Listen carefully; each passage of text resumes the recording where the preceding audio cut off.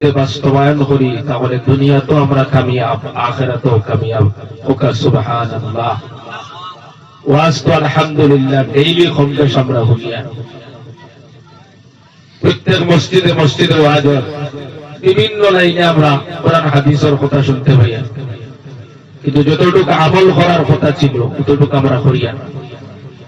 ওয়াজের অভাব নাই, ওয়াজ শুনবারও অভাব নাই। এক সময় আসলো মানুষের ওয়াজ শুনবার জায়গা হইতো না, ইলা কত ঘন ঘন মাহফিল হইতো, আলিম ওলামাও হলো এক সময় কম আসলো। কারণ ব্রিটিশের জমানাত বেশিরভাগ আলিম হলরে এই ব্রিটিশ সরকারে আপনার দিল্লির থেকে লইয়া কন্যাকুমারী কাশ্মীর পর্যন্ত এমন কোন জায়গা নাই যেখানে ওলামা হলর আপনার লাশ কাছর খাইছে না। প্রত্যেকটা জায়গার মধ্যে তারা কাছের ডালা ডাল লোট খাইয়া ওলামা হলর শহীদ করছে। দিল্লিতে হাজারো মাদ্রাসা আসলো, ওখানে ধ্বংস করছে। বড় মাদ্রাসা মাদ্রাসায় রহিমিয়া বাঙ্গিয়া ওখানে মুমিন মুসলমান হলরে ফাঁসি দিবার মঞ্চ বানাইছে। তো এক সময় অবস্থা আসলো আলিম হলর সংখ্যা কমে গেছে। আলহামদুলিল্লাহ আস্তে আস্তে আবার মেহনত শুরু হইল। এখন উলামা হলর অভাব নাই, প্রত্যেকটা এলাকার মধ্যে আলিম উলামা হল আছে, প্রত্যেকটা মহল্লার মধ্যে 2-4 জন আছে।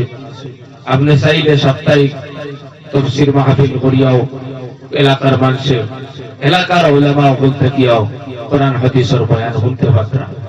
এক সময় গেছে মানুষে জনজা হারাতি ভরাইতো, চিন্তাটা আসলো। তো এখন ওয়াজের অভাব নাই, ওয়াজ আপনার গেছে, অভাব হইগুলো আপনার গেছে আমলের। আমরা ওয়াজ বেশি শুনি আর আমল কম করি। ওয়াজ শুনিয়া যেদিন ওয়াজ হয় ওদিন ওয়াজ শুনিয়াও দেখা যায় অনেক মানুষে ফজরের নামাজ পড়েন নাকি, বলা ঘর পাই কিনা পড়ি পাই গেছে আতটা এখন ইনশাআল্লাহ ফজরের নামাজ এখন পড়ি পাই। ইমানের পরে সবচেয়ে বড় জিনিস হইল নামাজ। আল্লাহ কোরআন শরীফের মধ্যে মুমিন হলর পরিচয়, মুমিন হলর বৈশিষ্ট্য বয়ান করা, আল্লাযীনা ইউমিনুনা বিল গায়বি ওয়া ইউকিমুনাস সালাতা ওয়া মিম্মা রাযাকনাহুম ইউনফিকুন। আল্লাহ পাক রব্বুল আলামিন মুমিন মুত্তাকি মানুষ হলর পরিচয় বয়ান করা। এক নম্বর পরিচয় হলো তা অদৃশ্য রূপে ঈমান আনবো, আর 2 নম্বরে আল্লাহ কইছেন ওয়া ইউকিমুনাস সালাত, নামাজ কায়েম করবে। তাহলে ঈমানদার হলর কালিমা পড়ার বাদে 1 নম্বর কাম কিটা নামাজ পড়া। ওখানে থেকে যখন আমরা হরি গেলাম তো বাকি ইবাদত আর কত গুরু থাকবো।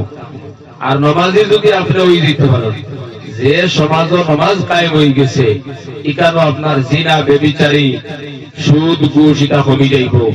কারণ নামাজি মানুষে চুরি করতে পারে না, নামাজি মানুষে জিনা করে না, নামাজি মানুষে মানুষ হত্যা করে না, নামাজি মানুষে 2 জন থেকে দরবার লাগায় না, নামাজি মানুষে গীবত করে না, নামাজি মানুষে আরেকজনের সম্পদ আত্মসাৎ করে না, নামাজি মানুষে আরেকজনের ইজ্জত নষ্ট করে না। কথা লাগি তো আল্লাহ বারবার বলছেন ওয়াকিমুস সালাহ, তুমি তার নামাজ কায়েম করো, নামাজ প্রতিষ্ঠিত করো। ও যুবক ভাই নকল, আমরা যদি প্রত্যেক নামাজি হয়ে যাই এলাকার মধ্যে শান্তি প্রতিষ্ঠিত হয়ে দিব। দেখবা এই সমাজও আর কোন জাত গুনার কাম নাই, এটা সবটার থেকে আপনার সমাজ মুক্ত হয়ে গেছে। কারণ আল্লাহ ফরমাইতা ইন্নাস সালাতা তানহা আনিল ফাহশাই ওয়াল মুনকার। আল্লাহ পাক রব্বুল আলামিন ফরমান নিশ্চয় নামাজে দুনিয়ার तमाम বুরাই থেকে ফায়সা খাম থেকে নাজায়েজ হারাম খাম থেকে বন্দারে বাঁচাইলাই হেফাজত করিলাই। কও সুবহানাল্লাহ। তার মানে নামাজি বান্দা জিনা করতে না, নামাজি বান্দা চুরি করতে না, নামাজি বান্দা আরেকজনের জায়গা জমিন আত্মসাৎ করতো নাই, টাকা পয়সা আত্মসাৎ করতো নাই। ও যুবক ভাই নকল জিনা করতো না, বেবিচারি করতো নাই। নামাজের বরকতে সব গুনাহ থেকে বান্দা বাঁচি যাইব। কও সুবহানাল্লাহ। তাহলে আমরা নামাজি বলে যেতাম। এই নামাজের মতো দৌলত থেকে আমরা বেশিরভাগ মানুষ হয়ে গেছি। মসজিদের অভাব নাই, কিন্তু দেখা যায় আজান হইলে 2-4 জন 5 জন মানুষ, যেখানে 100 পরিবার নামাজে যাইবার কথা 200 জন, যেখানে 50 পরিবার যে মহল্লা 2 জন হইলে খালি উপযুক্ত মানুষ হইলে 100 জন যাইবার কথা।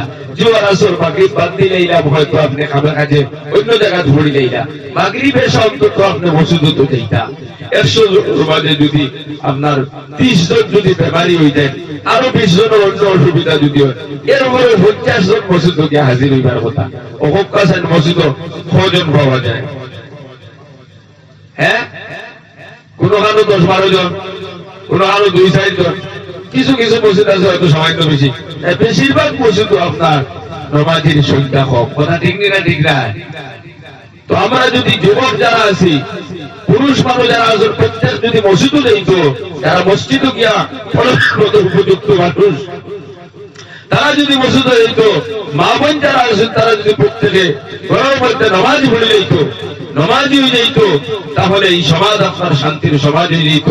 সমাজ থেকে সমস্ত গুনাহ এটা আপনার দূর হয়ে যেত। ওদিকে ভাই হল, বুজুর্গ হল, আমরা প্রত্যেক নামাজি বনে যেতাম। আমরা দুনিয়ায় এমন করছে যে আল্লাহর সবচেয়ে বড় ইবাদত জানায় ঈমানের উপরে নামাজ, ওখান থেকে ওখানেই দিয়েছে। আল্লাহ ফরমাইছে, ইয়া আইয়ুহাল্লাযীনা আমানু, ও ঈমানদার মানুষ সকল, আমরা মুমিন যারা আল্লাহর আমরা কালিমা পড়েছি লা ইলাহা ইল্লাল্লাহ মুহাম্মাদুর রাসূলুল্লাহ, আল্লাহ আমরা ওই ঈমানদার মুমিন হলরে ঘোষণা করতা, ও ঈমানদার মানুষ সকল, লা তুলহিকুম আমওয়ালুকুম ওয়ালা আওলাদুকুম আন যিকরিল্লাহ, তোমাদের মাল এবং তোমাদের আওলাদ আমি আল্লাহর জিকির থেকে যেন দূরে সরাইয়া না রাখে। ওয়া মান ইয়াফআল যালিকা, যারা মালের কারণে আওলাদের কারণে আল্লাহর জিকির থেকে সরে যাইব, ফাউলাইকা হুমুল খাসিরুন, আল্লাহ ফরমাইতে এরা ক্ষতিগ্রস্ত, এরা ধ্বংস হোক না, আউযুবিল্লাহ। মাল এবং আওলাদ এই দুইটা জিনিস বড় মানুষের লগে সম্পর্কিত জিনিস, এটা ছাড়া মানুষ চলতে পারে না। কিন্তু আল্লাহ সতর্ক দিয়ে দিতরা, এই মাল ও আওলাদে যেন আল্লাহর জিকির থেকে না হরায়, নামাজ থেকে যেন না হরায়, রোজার থেকে যেন না হরায়, তিলাওয়াত থেকে যেন না হরায়, দিবার খাম থেকে যেন না হরায়, ওয়াজ মাহফিল থেকে যেন না হরায়, মোটামুটি আল্লাহর আহকামাত থেকে যেন না সরায়। এই দুনিয়ার সম্পদে যদি হরাই যায় তাহলে আপনি ধ্বংস হয়ে যাইবা। দুনিয়া তো শেষ, আখিরাত তো শেষ। যেমন আজ দেখা যায় বেশিরভাগ মানুষ এই মাল ও আওলাদের কারণে, দুনিয়ার কারণে আল্লাহর জিকির থেকে হরি গেছে। হচ্ছে না? হচ্ছে না? অনেক মানুষ দেখা যায় নামাজ পড়বার সময় নাই, সারা বছরে একদিন তার এলাকা ওয়াজ মাহফিল এখনো পাওয়া যায় না, সময়ের অভাব। 5 ওয়াক্তের মাঝে 1 ওয়াক্তের নামাজে মসজিদে পাওয়া যায় না, পালা খাবার লোকে জুড়িতে পারে না, দুনিয়া দুনিয়া দুনিয়া হয়ে একদম পাগল হয়ে গেছে। আল্লাহ অন্য আয়াতের মধ্যে ফরমাইতরা, ইন্নামা আমওয়ালুকুম ওয়া আওলাদুকুম ফিতনা, আল্লাহ পাক রব্বুল আলামিন ফরমাইতা, মাল এবং আওলাদ এগুলো হচ্ছে পরীক্ষার জিনিস, আজমাইশের জিনিস। আল্লাহ এই মাল ও আওলাদ দিয়া বান্দারে পরীক্ষা করেন। আল্লাহ দেখতে যায় এই মাল ও দুনিয়ার ইশক আর মহব্বতের মধ্যে পড়িয়া আল্লাহর সীমারেখা লঙ্ঘন করেন, আল্লাহর বর্ডার লঙ্ঘন করেন না, দুনিয়ার ইশক আর মহব্বতের একটা সীমার ভিতরে রাখি আল্লাহর ইবাদত আর ইতাআত করেন। যারা মালের লগে দুনিয়ার লগে সম্পর্কর পাশাপাশি আল্লাহর ইবাদত হয়ে যায়, আল্লাহর আহকামাতরে পালন হয়ে যায়, নবীর তরিকা মোতাবেক চলিয়ে যায়, এরা তো দুনিয়াতে সফল, আখিরাতে সফল। সুবহানাল্লাহ। ও যুবক ভাইরা, আপনি দোকানদারি করেন, আপনি ব্যবসা বাণিজ্য করেন, আপনি গাড়ি বাড়ি করেন, সব কিছু দুনিয়ার সবকিছু আপনার সাথে আছে, কিন্তু আযান হইলে আপনার মসজিদের মধ্যে পাওয়া যায়। নিজের এলাকার মধ্যে কোন কোরআনের মাহফিল যদি হয়, জান্নাতি বাগান যদি অনুষ্ঠিত হয়, সেই বাগান আপনারা পাওয়া যায়।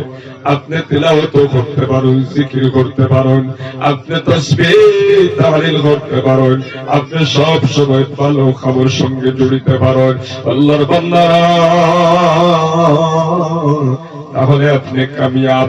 আর যদি দুনিয়ার কারণে, দুনিয়ার সম্পদের কারণে আপনি নামাজ বাদ দিলেন, জিকির বাদ দিলেন, তাসবিহ তাহলিল বাদ দিলেন, নেক আমল থেকে আপনি যদি সরে যায়, তাহলে আপনি জানা রাখবেন দুনিয়ার সামান্য দিন আপনি পালাই দেখরা, সামান্য দিন আপনি হাসি খুঁজে দেখরা, আখিরাত আপনার জন্য যত আপনার ধ্বংস হয়ে গেল। ও মুসলমান, মরি যাই ভাই, দুনিয়ার চিরস্থায়ী রয়ে যায় না, ভাই কয়েকদিন রই ভাই, কারোর জানা নাই। স্ট্রোক মারা যাই ভাই, না মাথার বিষে দরিয়া পারা যাই ভাই, না হাত কইয়া মারা যাই ভাই, না গাড়িয়া ধাক্কা মারি মারবো, কোন সময় কোন অবস্থায় দুনিয়া ছাড়ি যাই ভাই কারোর জানা নাই। ও যে আপনার গত সপ্তাহ আমরা হাইলাকান্দির মধ্যে একটা ঘটনা হয়েছে, আপনারা খবরটা শুননি। বেটায় তার ছেলে আনবার লাগে আপনার স্কুলের মধ্যে গেছে, আইবার সময় ছেলে লয়ে যখন বাড়ি মুখা রওনা দিছে, হঠাৎ আপনার ওই যে ডাম্পারে ধাক্কা মারছে পিছন থাকিয়া, বাবাও দুনিয়া থেকে বিদায় হয়ে গেল, ছেলেও দুনিয়া থেকে বিদায় হয়ে গেল। যদি জানতো বাবা আমি আমার ছেলের স্কুল অনেক যাইব, আর ধাক্কা মারবো, আমি জমিন থেকে বিদায় হয়ে যাইব, আপনারা কোন চান ওই বেটা রাস্তা তো উঠিল উঠলো নিয়ে না, জানা নাই কোন সময় কোন মুহূর্তে মৃত্যু হইব কেউ জানা নাই। আল্লাহর বান্দারা হায়াত যখন পাইছে কেন বড় ইম্পর্টেন্ট, 40, 50, 60, 70 বছর হায়াত আপনি নেক আমল করিয়া দেখবা, নেক আমলের সাথে সম্পর্ক রাখিয়া দেখবা, তাহলে আপনার আখিরাতের ওই চিরস্থায়ী জিন্দেগির মধ্যে শান্তি পাইবা। এখানে তো আমরা অস্থায়ী, এখানে আমরা স্থায়ী না অস্থায়ী। মানুষ বেঙ্গালুর যায়, চেন্নাই যায়, মেঘালয় যায়, মিজোরাম যায়, ও সৌদি আরব, দুবাই, ইতালি যায়, রুজি করবার লাগে, তার মেইন বাড়িতে যাতে বাকি জিন্দগি খানে শান্তিতে খাইতে পারে, বলার আমি উদ্দেশ্য। মন গিয়া দুঃখে কষ্ট কাম করিয়া যদি টাকা পয়সা বানাইয়া ফাটাইয়া দিতে পারে, তাহলে তুই আইয়া বাড়িতে হয়তো দোকানে খান করবো, গাড়ি এখান কিনবো, তোরা শান্তিতে খাইতে পারবো, ওটা উদ্দেশ্য নয়। আমরা তো আসল বাড়ি কান নাই, আমরা আসল বাড়ি তো খবর। ও যুবক ভাই, আমরাও তো আইসি রুজি রোজগার করবার লাগিয়া, আমরাও তো আইসি একটা পুঞ্জি বানাইবার লাগিয়া, 40-50 বছরের হায়াত লইয়া। তো আমরা যদি এই দুঃখ কষ্টের ভিতর দিয়ে আমরা যদি আখিরাতের লাগি পুঞ্জি বানাইয়া ফাটাইতাম পারি, আর আমরা যদি লইয়া দিতাম পারি, দিনও কি আল্লাহ আমরা কোনো টেনশন রইতো না, আমরা শান্তিতে জিন্দেগি কাটাইতে পারবো। সুবহানাল্লাহ। কও মুসলমান ওমরা, আল্লাহর নবী বলেন যখন কোনো বান্দা মারা যায় কবরের মধ্যে রাখা হয়, দুইজন ফেরেশতা তার সামনে হাজির, একজনের নাম নেকি আর একজনের নাম হলো মুনকির। ওই নেকির মুনকিরের 3টা সওয়াল করবা। 1 নম্বর সওয়াল হলো তোমার রব কে, 2 নম্বর সওয়াল হলো তোমার ধর্ম কিতা, 3 নম্বর সওয়াল হলো তোমার নবী কে।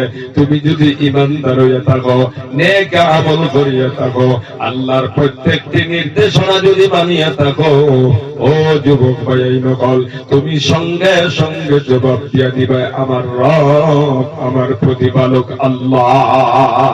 সুবহানাল্লাহ। হায়াতে জিন্দেগি নামাজ ছাড়িছো না, রোজা খাইছো না, ইসলাম দিছো না, কোরআন বিরোধী কোনো কাম করছো না, জমিনের মধ্যে তোমার রবের হুকুম মানিয়ে গেছো রে যুবক, তুমি কবরে যাইবা, ফেরেশতায় প্রশ্ন করবা, তুমি লগে লগে জবাব দিলাইবা আমার রব, আমার প্রতিপালক আল্লাহ। তোমার ধর্ম কিতাব হইলাইবা ইসলাম, তোমার নবীকে লগে লগে কইলাইবা মুহাম্মদুর রাসূলুল্লাহ সাল্লাল্লাহু আলাইহি ওয়াসাল্লাম। নবী যে ফরমাইতা ওই বান্দার জন্য আল্লাহ পাক রব্বুল আলামিন জান্নাতের দরজার লগে লগে খুলে দিলাইবা। কও সুবহানাল্লাহ।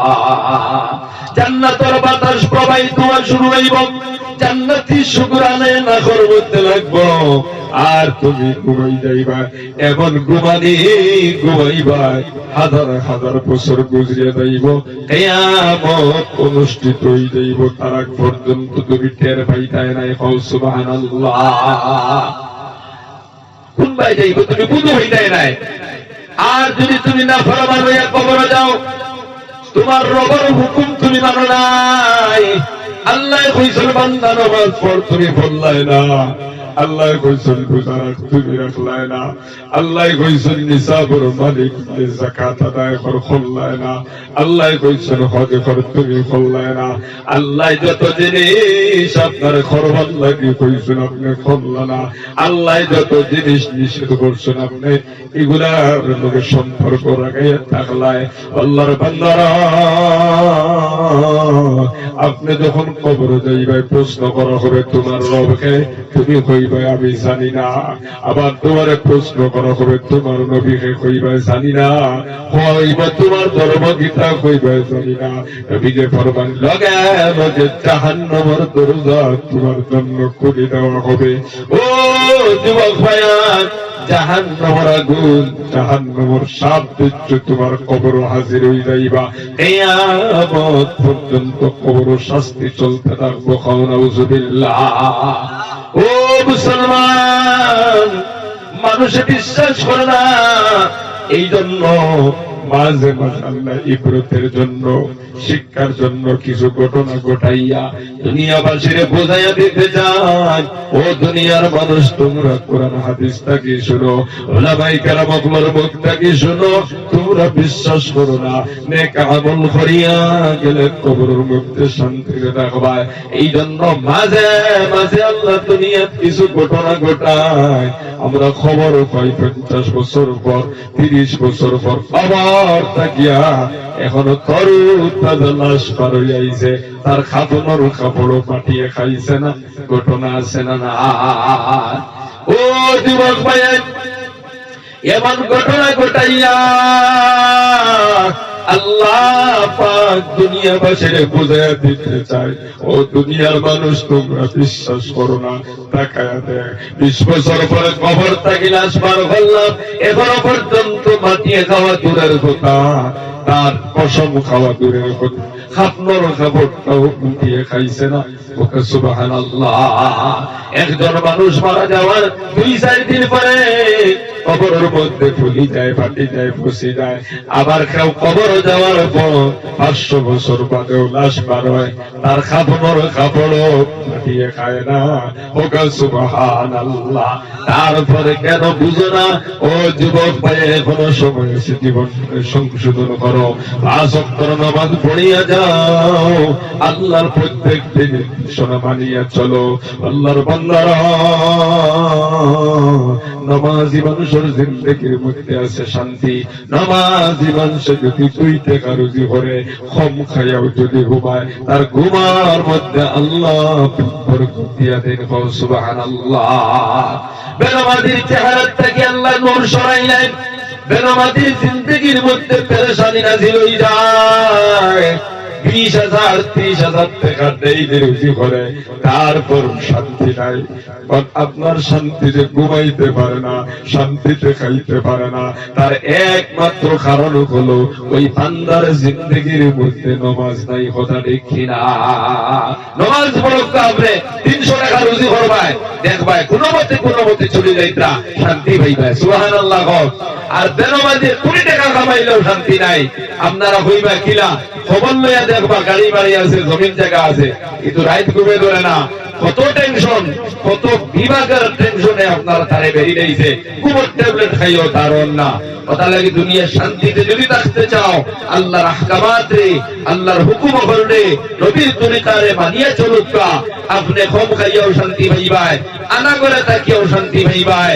সাহাবায়ে কেরাম রাদিয়াল্লাহু তাআলা আনহুম সব সম্পদ আল্লাহর রাসূল বিলাই দিয়া একবারে আপনার গরিবী হালতে জিন্দেগি কাটাইছেন, কিন্তু পৃথিবীর মধ্যে তার মতো শান্তিতে আর কেউ আসলো না। সুবহানাল্লাহ। সব আল্লাহর রাস্তায় দান হয়ে গেছেন, আর আইন আমরা কোটি কোটি টাকা রুজি করিয়া খালি জমাইয়া, তো এরপরেও আপনার শান্তি নাই। শান্তি নাই কিতা লাগিয়া? আল্লাহর সবচেয়ে বড় হুকুম নামাজ অনেক পড়েন না। ও যুবক ভাই, এখন নামাজ না পড়ার কারণে কিটা হইব জানি এই দুনিয়ার থেকে লাঞ্ছিত বঞ্চিত হিসাবে যাইবা নামাজ না পড়ার কারণে মরার সময় বড় কষ্ট হইব রে ভাইয়ান বেনামাজির চেহারা থেকে আল্লাহ নূর সরাইবা জিন্দেগির থেকে শান্তি সরাইবা নবীকে ফরমাইতা মওতের সময় আমার কষ্ট হইব তামাম দুনিয়ার পানি যদি মুখ দেওয়া হয় তোমার পানির পিপাসাকে শোনায় নাউযুবিল্লাহ আল্লাহর নবী ফরমায় একটা বকরি যদি তোমরা জিন্দা খাও আর তার খাল যদি অবস্থান খানা শুরু করো ওই বকরির কতটুকু কষ্ট হইব ও সাহাবীরা এর চাইতে হাজার হাজার গুণ বেশি কষ্ট হইব একটা বেনামাজি মানুষের হয়ে যাওয়ার সময় নাউযুবিল্লাহ ও যুবক ভাই এরপরে যখন আপনি কবরের মধ্যে যাইবাই বেনামাজির কবরের মধ্যে 70 থেকে 99টা সাপ থাকবো আপনার শাস্তির জন্য আজকে তোমার বয়স 30 বছর হয়ে গেছে আজকে প্রায় 15-16 বছর থেকে নামাজ ফরজ কয় অক্তর পড়িলে কয় অক্তর ছাড়িলে এক দিন হিসাব বসলাইনি এক অক্তর যদি ছাড়িয়ে যাও কবরের মধ্যে কোনো উপায় নাই ওটা লাগে আজকের মাহফিল থেকে ওয়াদা করো আল্লাহ জীবনে কোনোদিন নামাজ ছাড়িতাম না যেখানে আমি খোঁজা হয়ে গেছে ওখানে আদায় করা শুরু করব আর আজকের এশার দেখিয়া আমি নামাজ আরম্ভ করে দিলাম ও যুবক ভাই খেয়ে খেয়ে আসই মাহফিল থেকে দিতে পারবাই আল্লাহ আজকের মাহফিল থেকে ওয়াদা করলাম জীবনে কোনোদিন নামাজ ছাড়বো না পাক্কা নিয়ত যারা আছে আত্মা উঠে আল্লাহর দেখাই দেবে ইনশাআল্লাহ দিলে বলে হয় ইনশাআল্লাহ নামাজ পড়িয়া আল্লাহর হুকুম মানিয়া নবীর তরিকা মোতাবেক মানিয়া যদি কবরে যাও নবী যে ফরমাইতেন আল কবরু রাউযাতুম মিন রিয়াজিল জান্নাহ আও হুফরাতুম মিন হুফারিন নার কবর খেউরুল লাগি জান্নাতুর বাগান আর কবর খেউরুল লাগি জাহান্নামের গাড়া যারা নেক আমল করিয়া আল্লাহর হুকুম মানিয়া নবীর তরিকা মোতাবেক চলিয়া কবরে যাইবা আল্লাহ তার কবরকে জান্নাতুর বাগান বানাই দিবে সুবহানাল্লাহ আর যাই নাফরমানি হইয়া যাইবা সুদ খাইবা ঘুষ খাইবা বেঈমানি করবা চুগলগিরি করবা মিথ্যা কথা কইবা গুনাহ কবিরা করবা এরপরে আপনার আল্লাহর হুকুম মানতা নাই নামাজ পড়িবা রোজা খাইবা এইভাবে কবরে যাইবা আল্লাহ তার কবরকে জাহান্নামের গাড়া বানাই দিবা যুবক ভাইরা হন আমরা আল্লাহর কাছে দোয়া করি আল্লাহ আমরা যেদিন দুনিয়া ছাড়ি যাইমু গিয়া আমরা রে নিভাই গিয়া আমরা কবরকে জান্নাতের বাগান বানাই দিও তেরা বলে আমিন সবাই জিকির করো লা ইলাহা ইল্লাল্লাহ লা ইলাহা ইল্লাল্লাহ লা ইলাহা ইল্লাল্লাহ লা ইলাহা ইল্লাল্লাহ আর জোরে লা ইলাহা ইল্লাল্লাহ লা ইলাহা ইল্লাল্লাহ মুহাম্মাদুর রাসূলুল্লাহ সাল্লাল্লাহু আলাইহি ওয়াসাল্লাম আমিন ربنا ظلمنا أنفسنا وإن لم تغفر لنا وترحمنا لنكونن من الخاسرين ربنا عليك توكلنا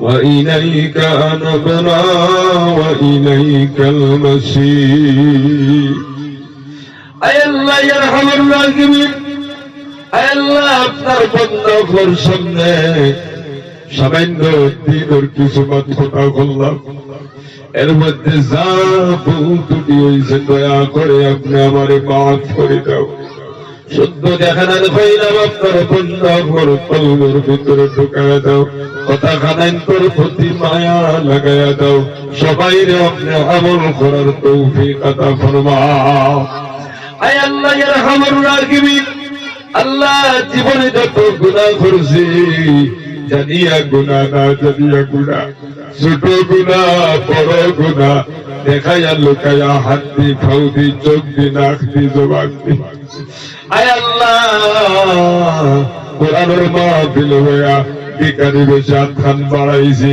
জিন্দেগির গুনাহ খানন করে আপনি মাফ করে দেও ও মালিক যতই গুনাহ করি না কেন আমরা তো আপনার গোলাম। আপনি যদি আমরার তাড়াই দেন, আমরার তো যাইবার জায়গা নেই রে আল্লাহ। আপনি যদি মাফ না করো, আমরারে মাফ করবো। আপনি যদি দয়া না করো, আমরার উপরে দয়া করো আল্লাহ।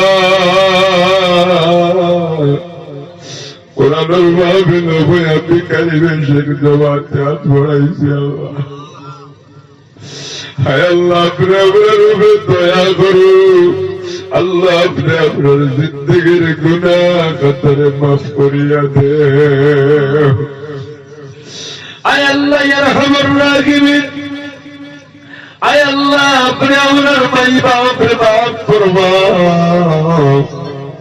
এই মাহফিলের ভিতরে অনেক ভাই বোন বাড়ি মা কয়া ডাক দিতে লাগায়, কেউ আছে বাবা কয়া ডাকি তো লাগায়, আবার কেউ আছে মা নাই বাবা নাই, দয়াজন কবরের বাসিন্দা হয়ে গেছেন আল্লাহ।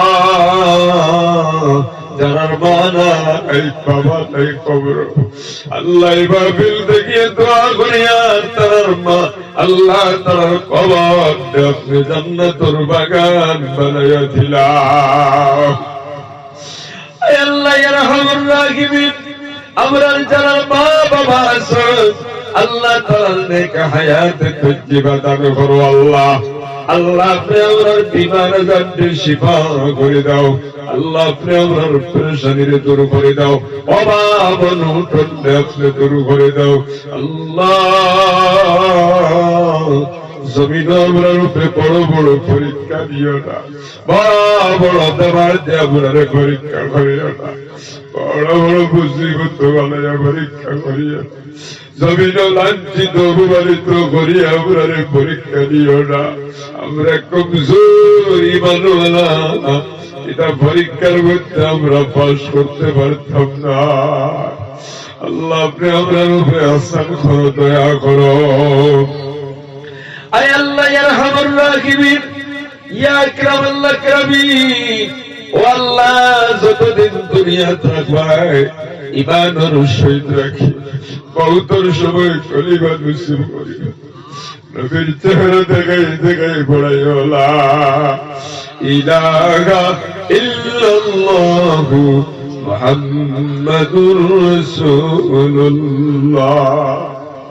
আয় আল্লাহ ইয়া আরহামার রাহিমিন, আল্লাহ আমার অনেক বাইনগণ বিদেশের জমিনের মধ্যে আছেন, ফল করে প্রয়োজন দোয়া চারিউজুর দোয়া করবা।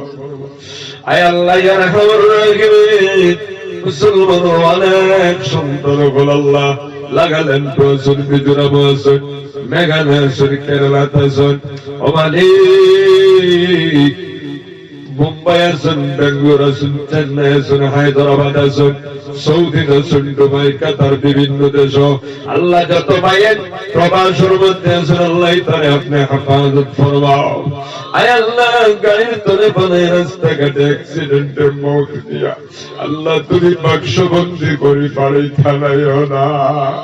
মাঝে মাঝে দেখি কত মাই খান্দিরা বাবা খান্দিতরা, আবার একটা মাত্র ছেলে আমি বিদেশ পাঠাইলাম 2 টাকা রোগী করবার লাগে, আজকে আমার ছেলেটা বাক্সত বন্দি হইয়া বাড়ি ফেরছে। আল্লাহ যত ভাইয়ের বিদেশে আছেন তারে হেফাজত ফরমাও আল্লাহ, তারে আপনি নামাজি বানায়া দাও, দিনদার বানায়া দাও, হালাল পথে উপার্জন করার তৌফিক দান করো। আয় আল্লাহ ইয়া আরহামার রাহিমিন, খাস করিয়া এই মাহফিলে আমার যে ভাই রাখলে প্রত্যেক বছর ঈদুল করো আল্লাহ ইয়া আরহামার রাহিমিন, আর যারা সাহায্য সহযোগিতা করেন প্রত্যেকরে আপনি কবুল আর মঞ্জুর ফরমাও। এই মাহফিলের বরকতে এলাকার तमाम কবরস্থানের মুর্দেগানগুলোর কবরের মধ্যে রহমতের জড়ি বর্ষাও। আয় আল্লাহ মাহফিলের বরকতে এই এলাকার আপনি বরকতময় করে দিন আল্লাহ, এলাকার মধ্যে রহমত বরকত নাযিল ফরমাও। আয় আল্লাহ এলাকার থেকে বিপদ আপদ দূর করে দাও, আনাওয়ালা মুসাইব থেকে আয় আল্লাহ এই এলাকাবাসীর হেফাজত ফরমাও, তামাম মুমিন মুমিনাতের হেফাজত ফরমাও। আয় আল্লাহ ইয়া রাহমান রাহিম, প্রত্যেক বছরই জলসা অনুষ্ঠিত হয় আল্লাহ, আবার একদল বায়াইতে বড় কষ্ট করিয়া প্রত্যেক বছর এই জলসারে করেন আল্লাহ। আল্লাহ আবার প্রত্যেক বাইরে দিনদার বানায় দাও, নামাজি বানায় দাও আল্লাহ। দিনের লোকে তাম জিন্দগি নেক সম্পর্ক রাখিয়া নেক আমল করিয়া যেন যাইতে পারেন তৌফিক দান করো আল্লাহ। আর যত বাইতে যত বাবারিতে এই মাহফিলের মধ্যে সাহায্য করুন আল্লাহ, প্রত্যেকের মুর্তেগানকে আপনি মাফ করে দাও আল্লাহ। আয় আল্লাহ ইয়া রাহমান রাহিম, আয় আল্লাহ এই মাহফিল যেন চিরকাল থাকে আল্লাহ। প্রত্যেক বছর যেন কিয়ামত পর্যন্ত এই মাহফিল যেন এখানে জারি থাকে আল্লাহ, আপনি কবুল আর মঞ্জুর ফরমাও। এই মাহফিল করতে যত বাধা, যত পেরেশানি, যত অসুবিধা সব আপনি দূর করিয়া প্রত্যেক বছর এই জমিন আল্লাহ তুমি এই কোরআনের মাহফিল খান্তায় জারি রাখিও আল্লাহ। আমার পক্ষ থেকে কোটি কোটি দুরূদ আর সালাম মদিনাত পৌঁছায় দাও।